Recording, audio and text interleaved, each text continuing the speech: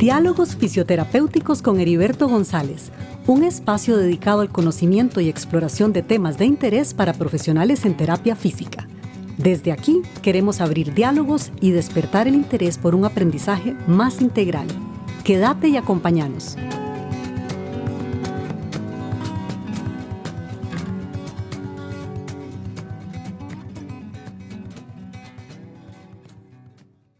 Lorri, gracias por aceptar la invitación a dialogar conmigo. Hola, Heriberto, ¿cómo estás? Muchas gracias a vos por la invitación, encantada. Encantado yo. Para quienes no conocen, Lorri es fisioterapeuta, es graduada de la Universidad Santa Paula, ya nos contará hace cuánto tiempo.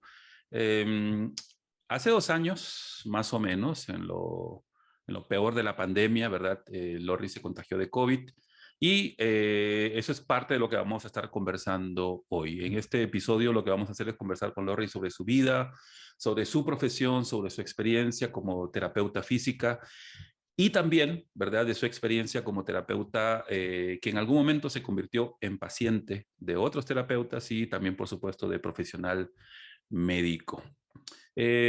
Lorri, tú eres fisioterapeuta. ¿Cómo fue que descubriste este camino de la fisioterapia? Cuéntanos un poquito. Ella me encontró a mí desde muy chiquitita. Yo vivía con mis papás en Pozos de Santa Ana y vivíamos cerca del Patronato Nacional de Rehabilitación. Entonces, cuando nosotros íbamos a la escuela, mi mamá se ofrecía de voluntaria para llevar chicos del patronato a la escuela. Llevábamos las sillas de ruedas, acompañábamos a los chicos a la escuela y desde ahí me fui familiarizando con ellos. Y otra cosa que me llevó a esto también es que me gustaba mucho ver los programas de Teletón. Y me gustaba mucho, a mí me parecía maravilloso ver el progreso que mostraban esos pacientes con el trabajo que realizaban con ellos. Y desde ahí como que se instauró esa espinita en mí. Y ya luego en la adolescencia, en el colegio, como que eso volvió a surgir y ahí empezamos. Digamos que eso sería como tu experiencia personal, eso que te motivó como persona. Cuando Correcto. descubriste la terapia física, ¿era lo que tú te imaginabas? Eso es, digamos, porque una cosa es lo que uno se imagina antes, ¿verdad? De entrar a una profesión. Muchas personas han cambiado de profesión, ¿verdad? Han estudiado y Claro. cuando van en el primer, segundo año dicen, no, esto no es lo mío, esto no es lo que yo quiero, esto no es lo que quería.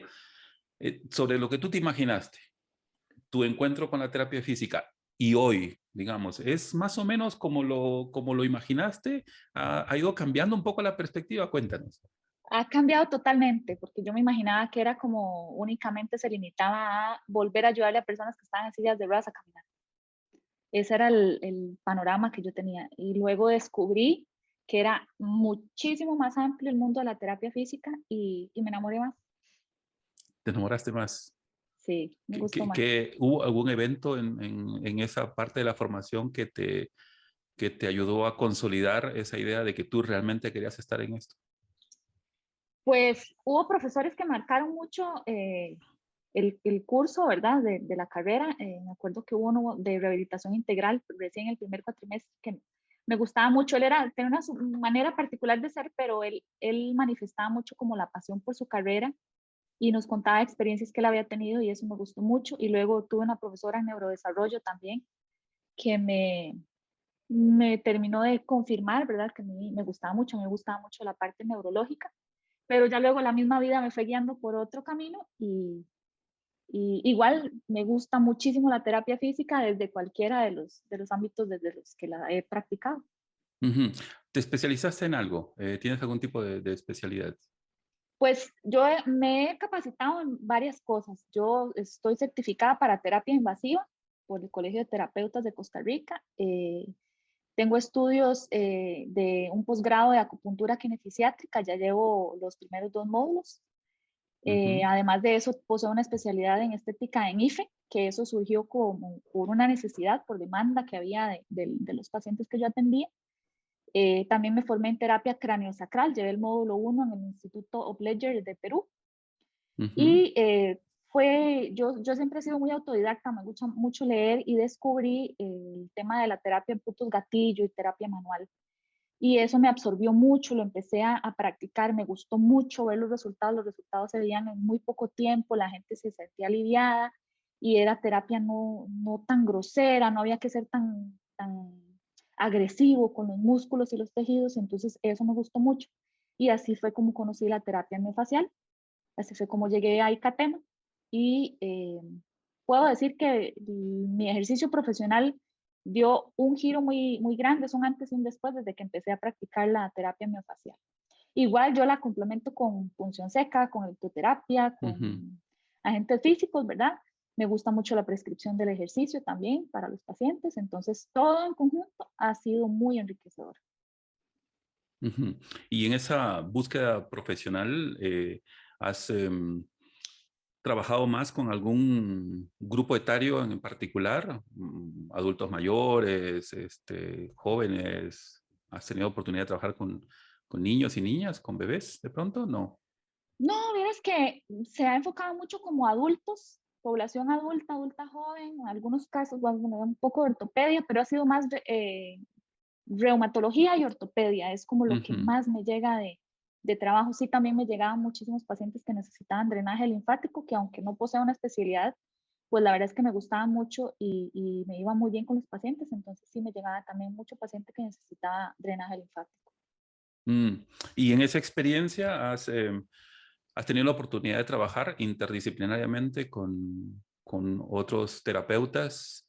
Lo pregunto porque, digamos, hay toda una tendencia ahora de trabajar interdisciplinariamente, no solamente con terapeutas, digamos, con terapeutas ocupacionales, con otros terapeutas físicos que tienen alguna especialidad en particular, con terapeutas del lenguaje, pero también, por ejemplo, con odontólogos que derivan o cirujanos que te derivan, por ejemplo, un posquirúrgico. ¿Has tenido la oportunidad de trabajar así como en equipo o por lo menos en relación con algún otro profesional en otra rama?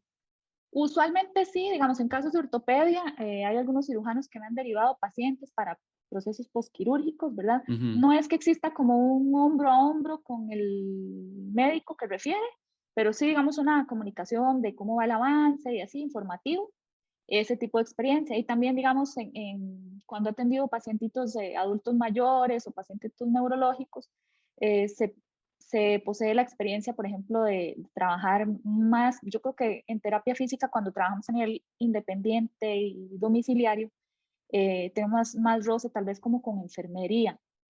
Entonces, con ellos es que tal vez interactúe más.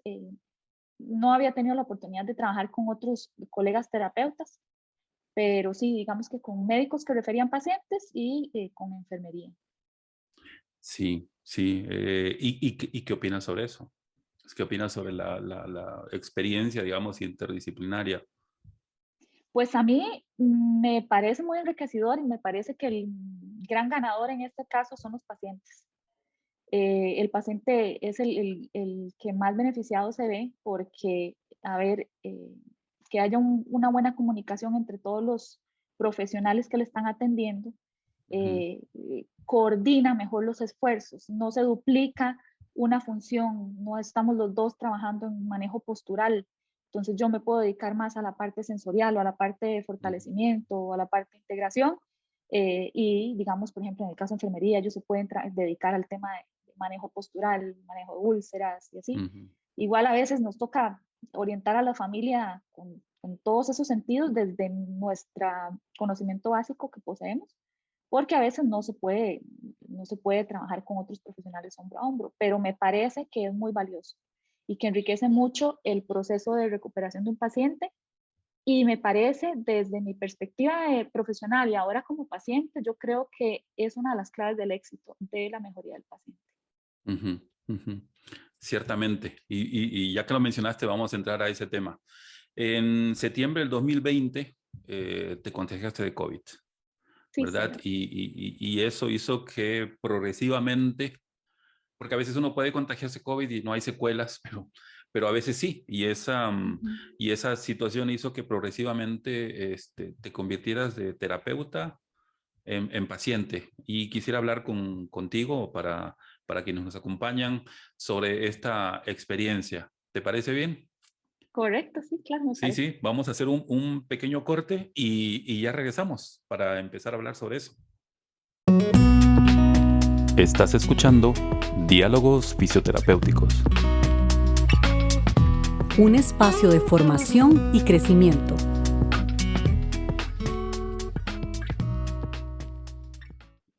Muy bien, regresamos con Lorraine Macís, con quien estamos hablando sobre su experiencia personal, profesional, y también vamos a empezar a hablar sobre su experiencia del contagio con el COVID y la experiencia posterior a eso. Lorri, entiendo que en tu experiencia, porque eso fue en septiembre del 2020 y estamos en abril del 2022, o sea, estamos a un año y medio, un poco más. En ese tiempo, debido a las complicaciones post-COVID que tuviste, pasaste por varias manos de profesionales. ¿Trabajaron interdisciplinariamente ellos? ¿Trabajaron en contacto uno con otro? ¿O cómo fue esta experiencia? ¿Cómo fue tu experiencia pasando por estas manos? Porque entiendo que no fue tan buena. No, lamentablemente en lo que es el área médica, de especialidades médicas, lamentablemente no hubo una comunicación entre los doctores. Entonces, cada uno como que se encargaba de su área en particular y no se veía como un todo, ¿verdad? Lo que estaba sucediendo. Entonces, sí me tocó a mí, además de ser paciente, me tocó asumir como el tema de ir integrando, irle dando a cada profesional la información que venía de los otros profesionales que me estaban atendiendo. Entonces, cuando uno está muy débil y cuando uno está enfermo y cuando está muy preocupado por lo que le está sucediendo, cuesta, a pesar de que uno es un profesional de la salud, le cuesta mucho concentrarse en la información que le están dando porque le están hablando de su situación en la que está con mucha incertidumbre y te cuesta mucho concentrarte en esto y tener que acordarte de todo lo que tenés que decirle al resto de los profesionales que te están atendiendo.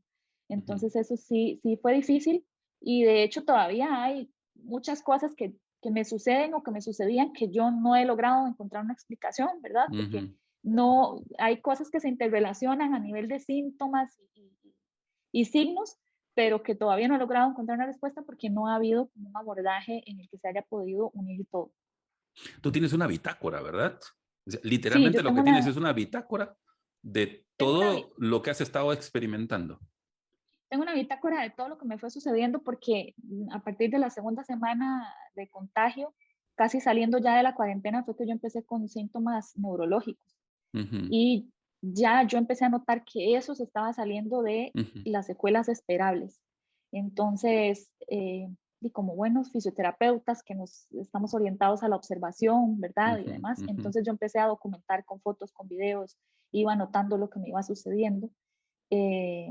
Y gracias a eso, después de 4 neurólogos, el cuarto neurólogo, cuando vio mi bitácora y vio mis videos y mis fotos, fue el que me dijo, vos llegaste con el 90% del diagnóstico adelantado y vamos a confirmar qué hacer.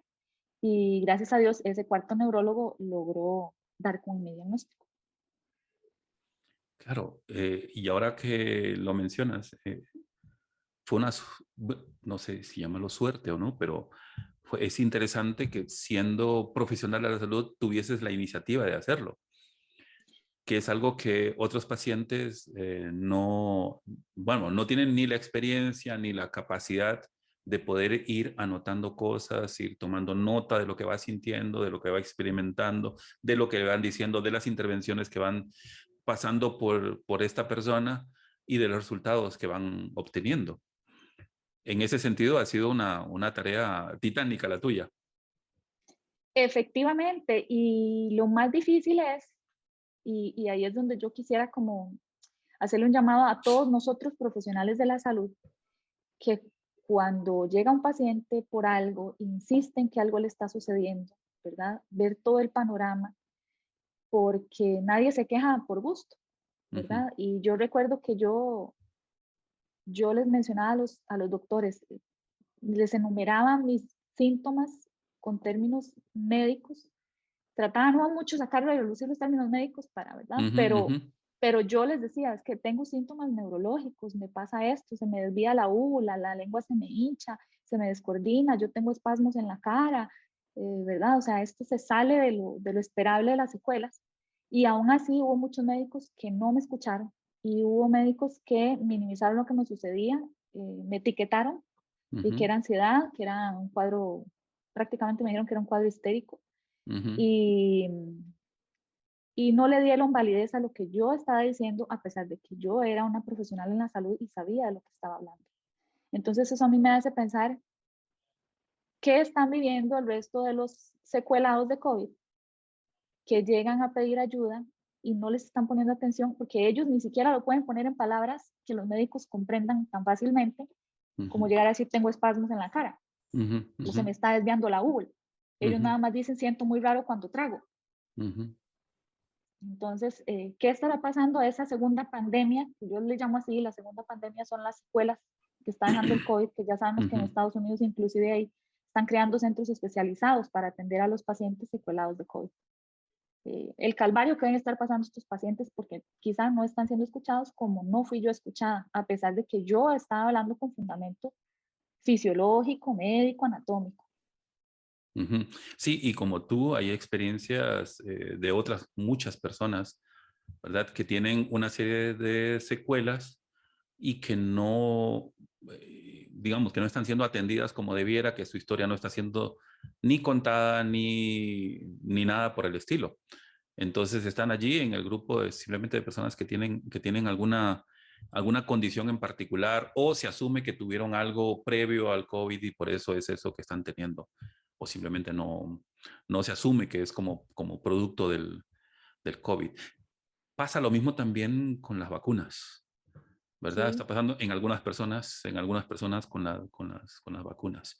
Pero ese es otro tema que no cabe en esta conversación.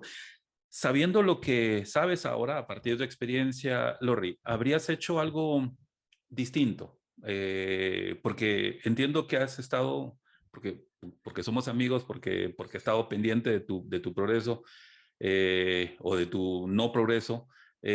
¿Habrías hecho algo distinto? ¿Habrías ido por otros caminos? ¿Habrías buscado otros profesionales? ¿Habrías hecho algo diferente en tu experiencia? Yo creo que yo debí ser más firme con los médicos que no le daban crédito a lo que me estaba pasando, porque yo sabía de lo que estaba hablando y yo tenía evidencia de lo que me estaba sucediendo. Y es muy duro porque uno está siendo afectado, no duerme bien, en mi caso yo no estaba recibiendo alimento y demás, ¿verdad? Entonces físicamente uno está muy golpeado, anímicamente está muy ansioso por la situación que está pasando y además de eso tuve que lidiar de que yo tenía que convencer a los doctores de que era real lo que me pasaba. Entonces yo me arrepiento o siento que debí ser tal vez más firme porque yo sabía que lo que me estaba sucediendo se salía de la norma, de lo esperable. Y sí hubo inclusive una doctora que me dijo, yo no necesito ver eso, no necesito ver esos videos, esas fotos. Entonces, eso es una de las cosas que yo debía haber hecho diferente, pero bueno, en ese momento yo estaba muy vulnerable también.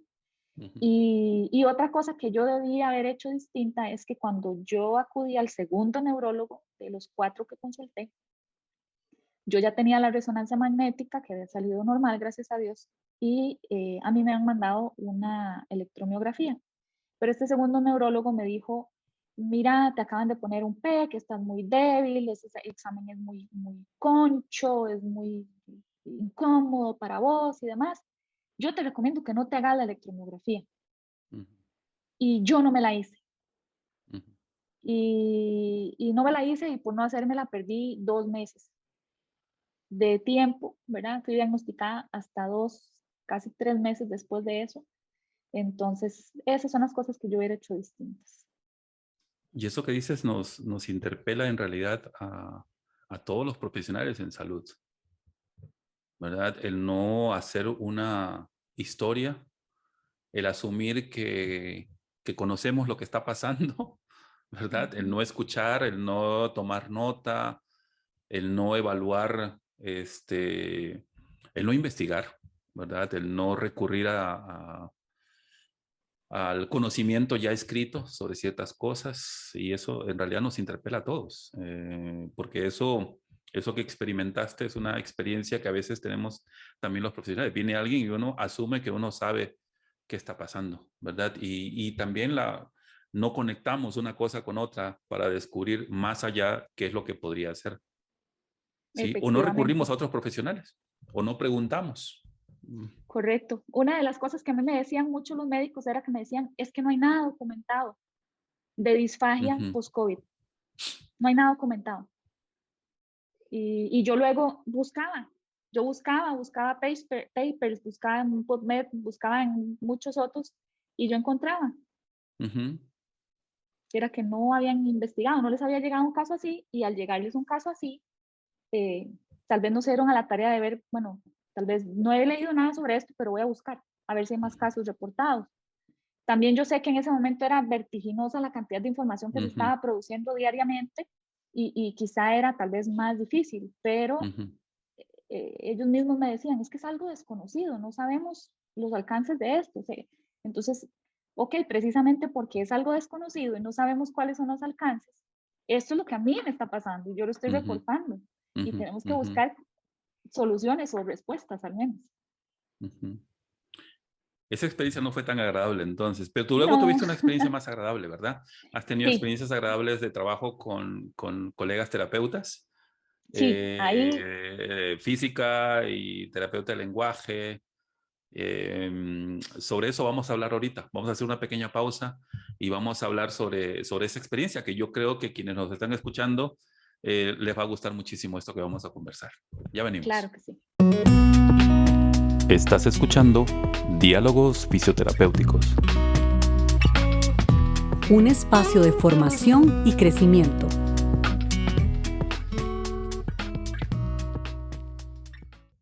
Muy bien, estamos de vuelta con Lorraine para seguir conversando sobre su experiencia. Lorraine, en esta parte anterior estábamos hablando sobre las experiencias no tan agradables que tuviste con ciertas personas, aunque tuviste, por supuesto, otros profesionales que fueron ángeles en tu experiencia. Vamos a hablar de esta experiencia que has tenido con, con eso que nosotros llamamos rehabilitación, ¿verdad? Cuando uno pierde ciertas habilidades, hay toda una serie de profesionales, terapeutas, ¿verdad? Terapeutas de distintas ramas que nos ayudan en este proceso de ir rehabilitando funciones. Cuéntanos un poquito sobre eso, porque yo sé que has tenido ángeles en tu camino y que han trabajado no solamente bien, sino que han trabajado interdisciplinariamente para ayudarte en ese proceso de recuperación. Cuéntanos un poquito sobre eso. Bueno, como se imaginarán, bueno, en mi caso era un síndrome de Guillain-Barré del tipo Miller-Fisher, entonces me afectó pares craneales, y principalmente la parte deglutoria, ¿verdad? Y eso conllevó la intervención de varios colegas terapeutas. Entonces, principalmente mi equipo de terapia estuvo integrado por dos terapeutas de deglución. Karina Weisberg, ella trabajó desde el aspecto postural, respiratorio y sensorial, que están relacionados directamente con la deglución. Y por otro lado estaba Rebeca Solórzano, que ella se especializa en el área de deglución, y ella trabajó todo lo que era directamente relacionado con la parte de laringe, glotis, ejercicios especializados, enfocados, integración sensorial.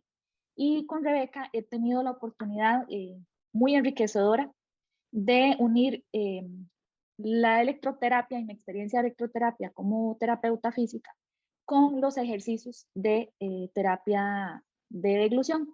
Ujú, Entonces, había ejercicios, o sea, yo en mi experiencia de terapeuta física podría haber colocado electrodos donde fuera, ujú, pero yo me hubiera quedado corta, y cualquiera de nosotros como terapeuta físico nos hubiéramos quedado cortos porque, ok, sí, pongamos el electrodo para lograr un efecto antiinflamatorio, pero ¿qué ejercicios realizamos para potenciar ese efecto o para mejorar esa musculatura que se está viendo afectada? Entonces, con Rebeca trabajamos ese tipo de integración, ¿verdad? Desde la parte de terapia física y terapia de lenguaje y de ilusión. ujú, Entonces, integramos la parte de electroterapia con ejercicios de fonación, de fortalecimiento, de ascenso laringio, eh, efectos que ella iba necesitando conforme mis síntomas iban cambiando, porque yo eh, variaba mucho entre hipertonía e hipotonía. en mi Ujú. laringe. Entonces, a veces estaba hipertónica, a veces estaba hipotónica y iba cambiando mucho el panorama. Entonces, conforme se iba presentando la necesidad, íbamos ajustando el plan de tratamiento. Y eso fue una experiencia que a mí me dejó asombrada. Primero, porque ella tenía muchos conocimientos de electroterapia, entonces eso me gustó mucho y me hizo refrescarme a mí también muchos conceptos. Ujú. Y aparte, yo conocer la parte de los ejercicios tan específicos, tan especializados, tan localizados que manejan ellos para esa área. Entonces, me pareció sumamente enriquecedor y yo digo, wow, qué necesario es la intervención no solo de terapia de lenguaje y de inclusión, sino la de un terapeuta físico también en problemas de disfagia.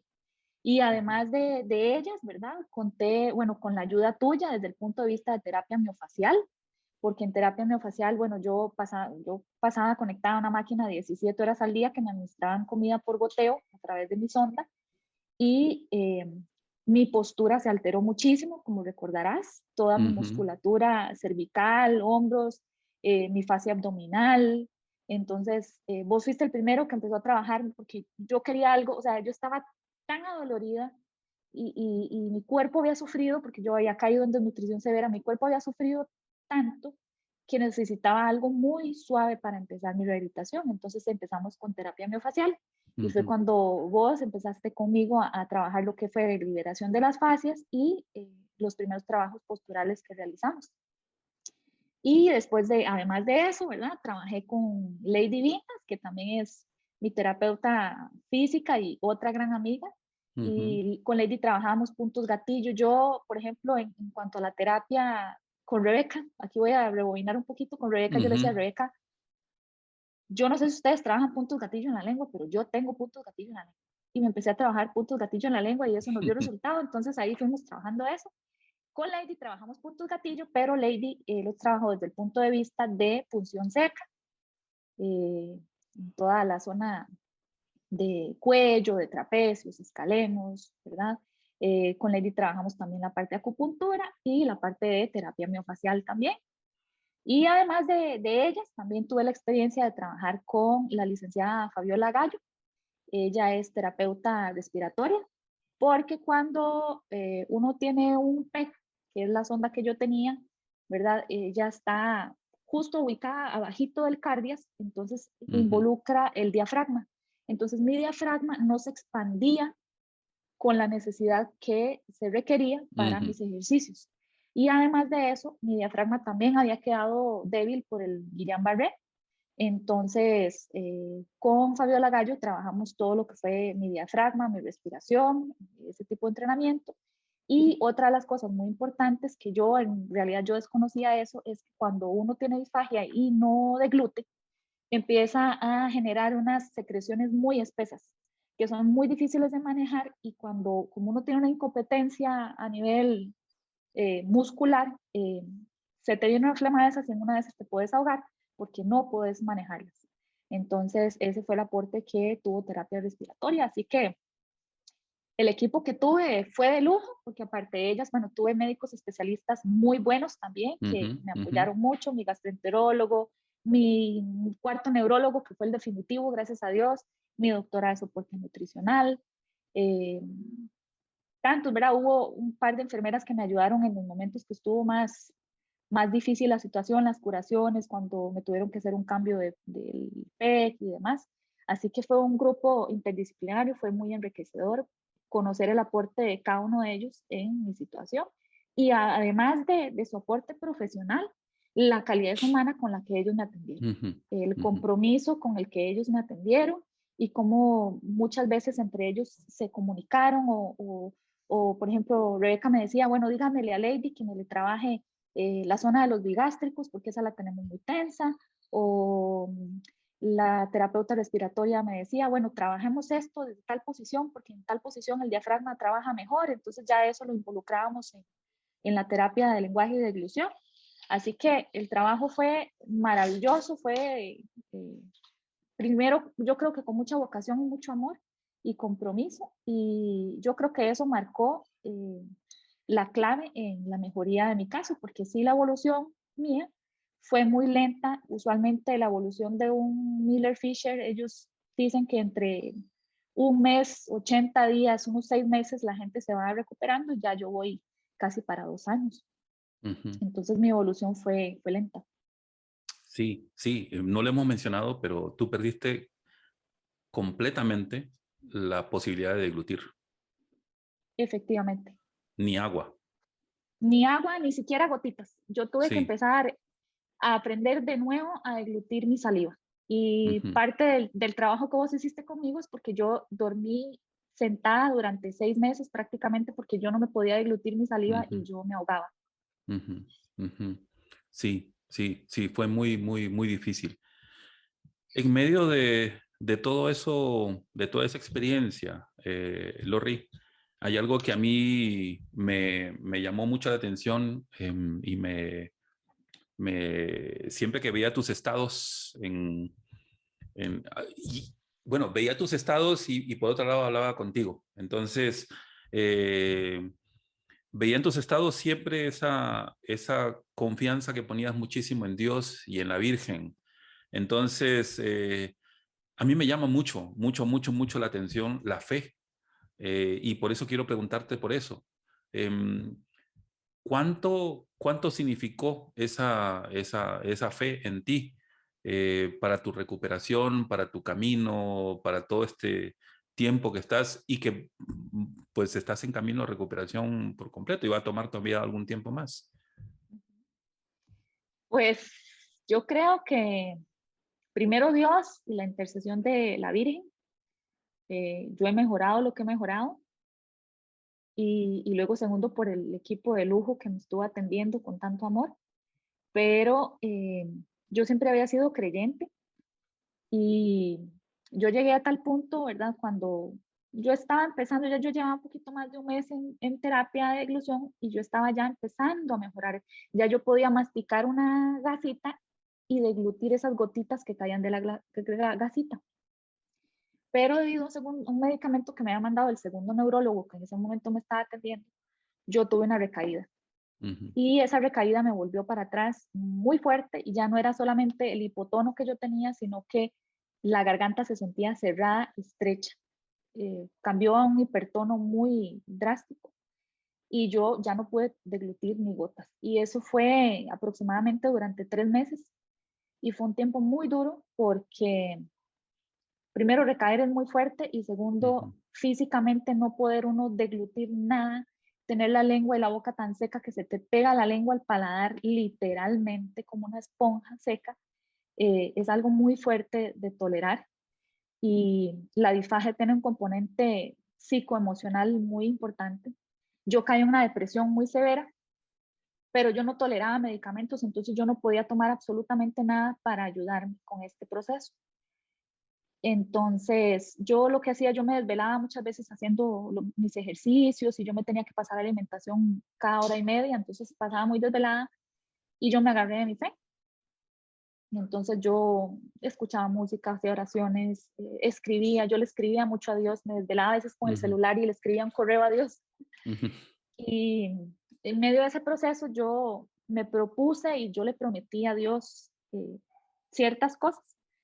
Yo me propuse que no iba a renegar de mi situación y que no iba a preguntar por qué me había sucedido.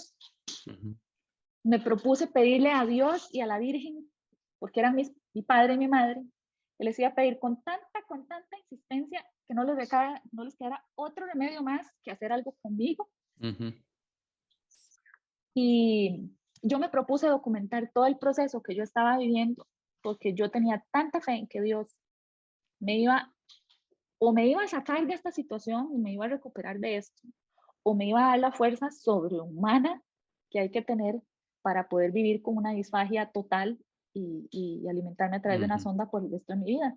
Ese fue un momento muy difícil en el que yo le dije, bueno, Dios, yo no sé cuál es tu propósito conmigo, puede ser que no sea sanarme. ujú, Yo tenía esa fe en ese milagro, en realidad yo siempre la he tenido, la tuve, pero tuve que enfrentar también esa otra posibilidad de que pudiera ser que no sucediera así. Entonces, fue un momento muy fuerte en el que yo le dije, bueno, me abandono y lo dejo en tus manos, te corresponde. Y la verdad que a partir de ese momento yo sufrí muchas recaídas y sufrí muchos otros temas de salud paralelos a estos, pero me dio una fuerza increíble que yo salí de esa depresión sin antidepresivos. Logramos sobrellevar ese bache de esa recaída tan fuerte que duró varios meses. Igual cada vez que echaba para atrás, ¿verdad? Siempre eso es como fuerte porque uno teme que está sufriendo una recaída, pero ha sido vital para mí mi fe porque me ha sostenido en los momentos en que yo he sentido que sola no voy a poder y que estaba a punto de darme por vencida. Te agradezco muchísimo por eso y por este tiempo que has dedicado a la conversación, Lorri. Muchas gracias a vos, Heriberto, por permitirme compartir mi experiencia y como vos decías, habrá mucha gente que tal vez no comparte o no sabe que lo que le está sucediendo es algo importante, que es algo real y es una de las cosas que yo quería compartir, mi experiencia, para que otros sepan que en algún momento podrán ser escuchados. Sí. Y también para los colegas, terapeutas que escuchen esto, que sepan que tienen en sus manos la posibilidad de ayudar a otras personas. Así y es. Que solo hace falta escuchar un poquitito. Es una experiencia que nos va a permitir no solamente nosotros abordar y ayudarle a las personas desde este punto de los secuelados de COVID, sino de compartir con otros colegas, porque de verdad que el trabajo transdisciplina y el trabajo interdisciplinario es muy valioso y yo creo que marcó la diferencia muy grande en mi evolución. Sí, eso definitivamente. Muchísimas gracias, Lorri. Muchísimas gracias a las personas que nos están escuchando. Y nada, seguramente regresamos en algún momento también para seguir conversando con vos sobre algún otro tema. Gracias a todos y un gran saludo, un abrazo. Un abrazo para ti también. Chao, chao. Gracias. Chao. Y así termina Diálogos Fisioterapéuticos con Heriberto González. Un podcast de ICATEMA y HG Producciones, dedicado a vos, que sos profesional en terapia física. Grabación, guión y dirección, Heriberto González.